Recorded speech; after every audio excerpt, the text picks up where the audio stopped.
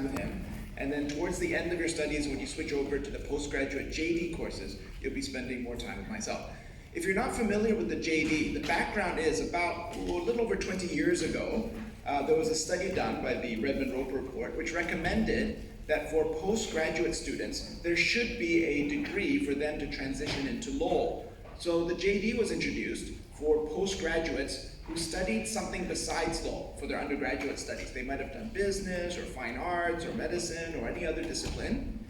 And then afterwards, they want to switch into law, and they don't want to do an LLB again. So the JD was introduced as a postgraduate entry level for people who perhaps want to switch into law full-time. So it's a 2-year degree, if you do it full-time, where you focus on the law courses, and you can complete it in that period of time.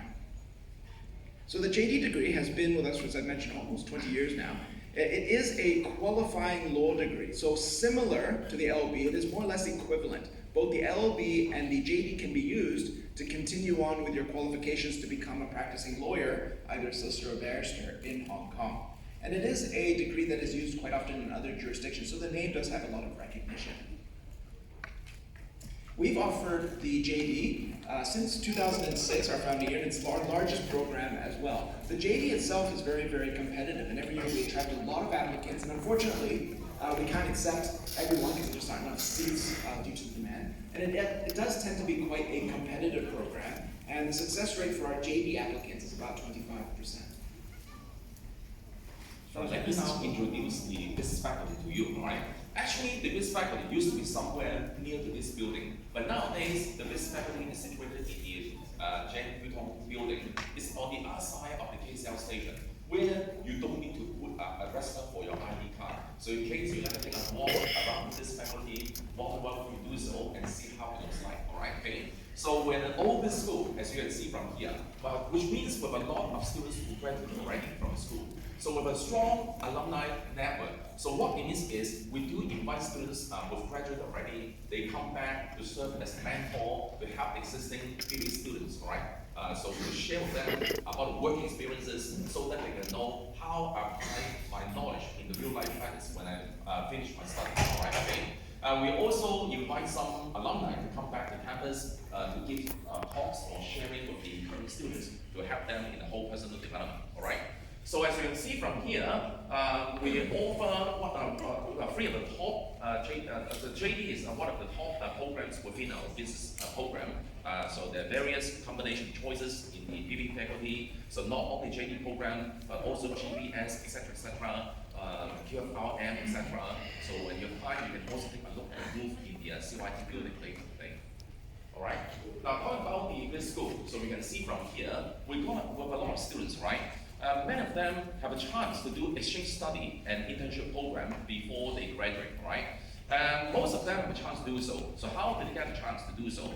From year one students, normally maybe less easy to find internship or exchange opportunities. But starting from year two, the chance is much bigger, right? And we do inform students on the website as to when there could be a firm visit and when there's a recruitment talk by which firm and what time they will interview, etc., etc. So students will be put to notice as what is going on, and then they can apply for internships, all right? Okay. So most of them have a chance to do so, and many of them join exchange studies overseas, right? For ChanceU, actually, not only the faculties offer the exchange opportunities, the colleges, like Shaw College, etc., they also may offer exchange opportunities. Just that the exchange programs offered through the colleges, they may not relate to the major program, right? But those exchange programs offered by the programs, offered by the faculties, will be related to the major program study, all right, okay? Now, as you can see from here, why a double degree? Because we combine law and business together, right? So for the JD program, it's a second degree, okay? So those students who start the JD program, quite a lot come from the business faculty, which they finish the business degree and then they do the JD degree, as you can see from here. All right. Now, what's the program distinct features, right?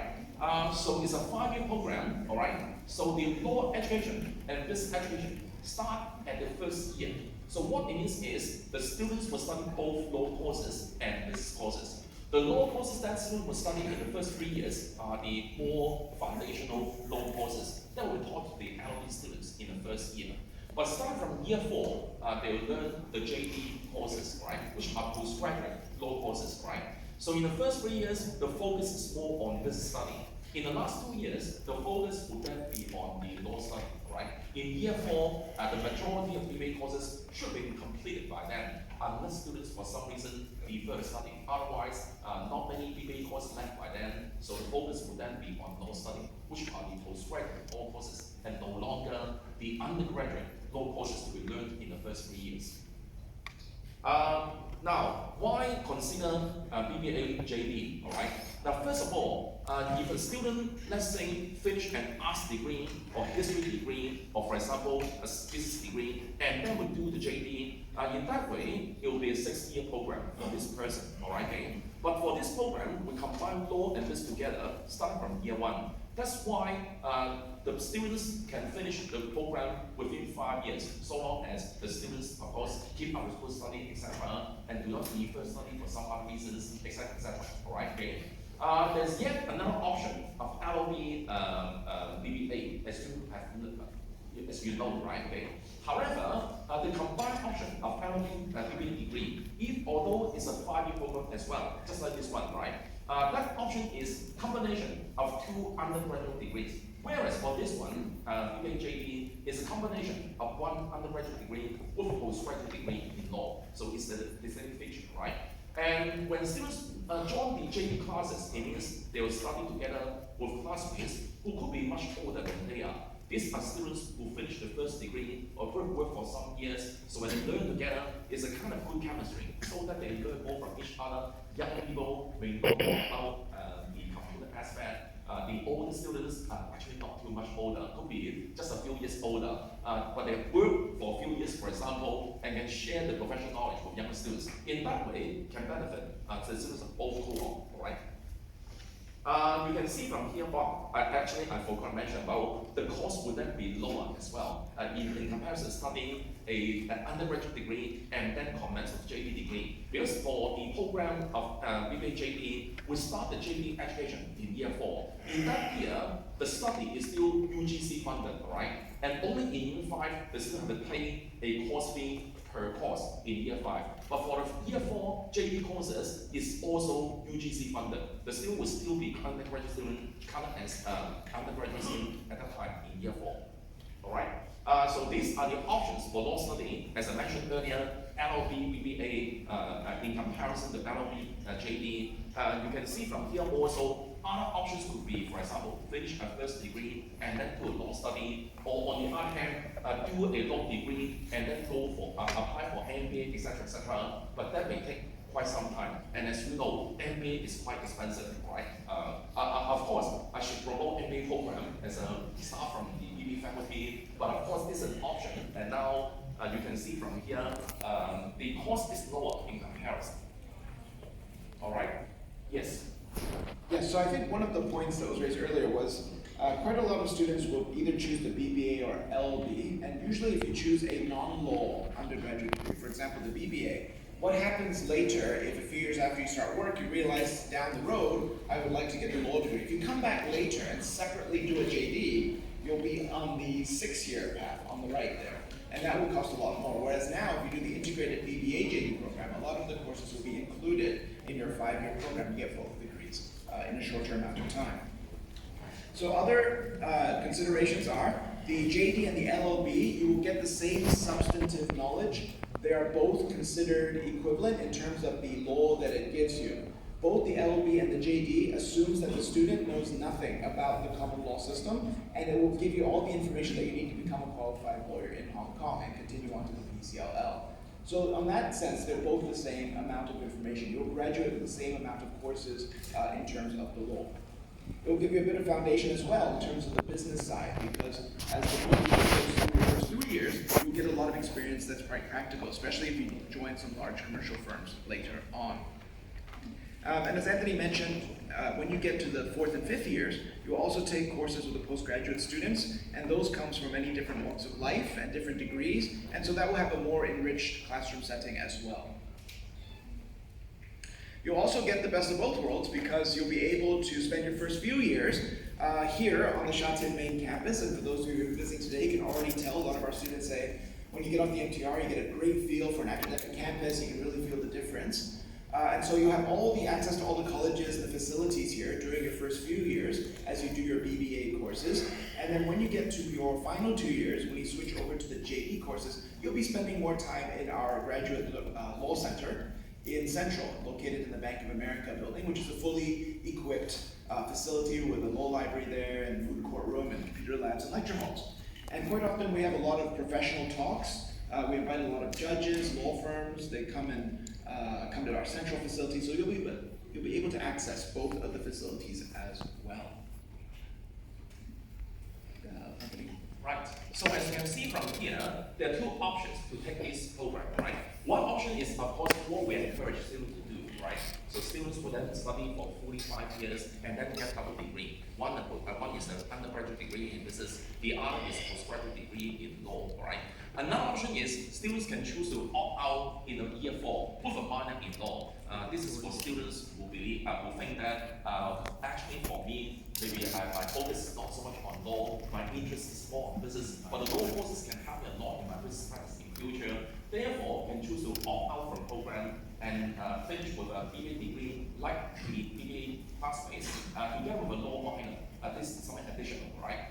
However, it's not something that we encourage students to do because we do hope they complete the whole journey, complete 5 years, but just that we allow flexibility for students who like to do work in this field and they believe, if they think that I don't need to study all the law courses, then can take this pathway. But this, of course, only a flexible option which we don't encourage, right? Okay. Now, as you can see from here, the various concentration areas of business. This is same for the IBBA students, right? For the BBA students, they can choose, for example, marketing, or for example, finance, etc., right? For the students of this program, they can do the same thing, all right? Just that for this group, for the students of this program, I think there's an advantage because they learn law and business at the same time. So what they learn in business can help them a lot in studying law. For example, company law, are difficult to follow. Things about listing and also corporate governance, corporate finance, etc. So for students who haven't studied business before, they find some court cases or listing rules difficult to follow. For the students who've learned some ideas of business, they find the courses, those law courses more easy to follow. And for example, let's say a student choose a concentration area, let's say in finance. The student can then think about, since I'm a PhD student, I can choose some law elective. Why okay about banking law, or for example, things like that. But this can help the student also in doing this study at the same time. Right. One of the ways in which we integrate the BBA JD program in order to finish it in 5 years instead of 6 is that during your first few years in your BBA, some of your course elective spots, instead of being a general elective, you'll be taking some of the early foundational law courses to get those under your belt already. So in your first few semesters, you'll be taking the fundamental courses to learn about the legal system. So you'll take Hong Kong legal system, the PRC, and then you'll get into the first 2 major substantive law topics, which is contract law 1 and 2 and tort law 1 and 2. So that you get those foundational courses under your belt. When you get into the later years, you already have that knowledge as you get into the JD portion of the course. Right. So this is the program structure. The numbers represent the hours of learning in the class. For example, 3 means a 3-hour course. So we design the course, the program carefully to make sure that there will not be an overloading of your academic study, so that not much pressure on you. At the same time, must ensure you have sufficient time to do other meaningful activities like student activities. That will help you, all right? Okay? And you can see from here, in the summer vacation of year 2 and year 4 and year 5, the students have to do some law courses in order to complete the program, within 5 years, right? For year 1, year 2, and year 3, no compulsory summer courses. We can still think about that because the colleges or university may also offer some courses which are compulsory for every Chinese student to complete before they graduate. Some of the courses could be over in some occasion, all right? For example, Chinese language, or for example, some kind of general presentation course, etc. If students take those courses in summer, let's say at the end of some year 1, right? And year 1 is usually quite difficult to find an internship or exchange program, right? then why not do some courses required by university in some occasion at the end of year one? So more flexible to think about what electives I can take in year two, for example. You can see from here also, this is about the difference between BA-JD and the LB BBA. So this is Professor Fong. Yes, we mentioned it earlier. One of the choices that students might have is whether or not they should take the BBA-JD program versus the BBA-LB double degree. Time-wise, it's roughly the same, but I suppose the main difference, further than what we talked about before, is that you do end up with an undergraduate degree and a postgraduate degree. And as I mentioned earlier, a lot of different jurisdictions do have similar JD programs. It's more recognized. So you will get an undergraduate degree and a postgraduate degree as opposed to two undergraduate degrees. You also have a lot of the advantages that we mentioned earlier in terms of diverse student background. A lot of the courses that you'll take is equivalent to the LLB courses. So doing the BBA-JD will allow you to apply to the PCLL program, which is needed if you wish to become a solicitor or barrister in Hong Kong for the usual path of qualifying. Right. So those are many of the advantages, as well as getting access to both of our facilities, which I mentioned earlier in the Sha Tin main campus, and also the Bank of America Tower facility that we have down in Admiralty. We also offer a lot of co-curriculum activities. A lot of our students take advantage of other activities that we offer to apply what they learn in the classroom outside of the classroom. One of the very popular activities that our students participate in is something called mooting, which is a kind of a mock trial where the competition organizers issue a fictional story, a hypothetical case, and then the parties, the students who participate in the moot, will assign to each side of the case, and they will present all of the documents, their arguments, and then they'll have the chance usually to stand up and advocate for their particular party. So a lot of students really enjoy taking part in a lot of different mooting competitions. And those happen both within the faculty, within the campus, and also in Hong Kong and overseas as well. We also offer a lot of overseas exchanges. Which places we go to differs from time to time, but a lot of students take advantage of that, whether it's for a vacation exchange or a term-long exchange. They organize those as well on the faculty or college level. They usually take advantage of those during their time here. We also offer a lot of mentorship opportunities where we try to match up our students with current professionals, people working in the industries, which is essential. As students go through their studies, they should also keep one eye looking ahead to see what they're going to do with their degree afterwards. So we try to pair up our students with a lot of different mentors in industries to give them some guidance and some experience about how to proceed with their own career planning. And on the topic of career planning, we also offer a dedicated internship and career services facility. So in the Faculty of Law, as also in the business school, we do make sure that we get involved in making sure that our students are taking proper steps to plan their careers appropriately. I can speak for the law faculty that we make sure that the students are very aware, because most of them are planning to become solicitors or barristers, and there's a very specific timetable that they have to follow in terms of when to apply in the hiring cycle.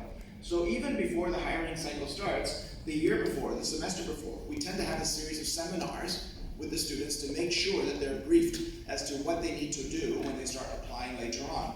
So there's a lot of introductory materials in terms of how to prepare your applications. We have CV workshops to make sure that students have CVs that are very, very presentable and show them in the best light possible. And we also have some interview workshops as well to make sure the students are prepared for going into an interview, which can be quite a grueling process as well.